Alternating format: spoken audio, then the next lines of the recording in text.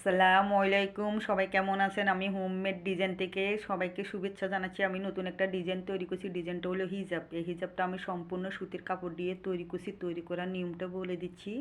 আপনারা যে সাইজের হিজাব তৈরি করবেন সেই পরিমাণ মতো কাপড়টা মাপ দিয়ে দাগ দিয়ে কেটে নেবেন। এরপরে কাপড়টা লম্বার থেকে পাতারে দুটো বাঁশ দিবেন ইনসেটে। এরপরে পাতারের থেকে আবার কোনাছে দুটো বাঁশ দিবেন ইনসেটে। এরপরে আপনি মাপ দিয়ে দাগ দিয়ে নিচে গোল রাউন্ড শেপ করে কেটে নেবেন।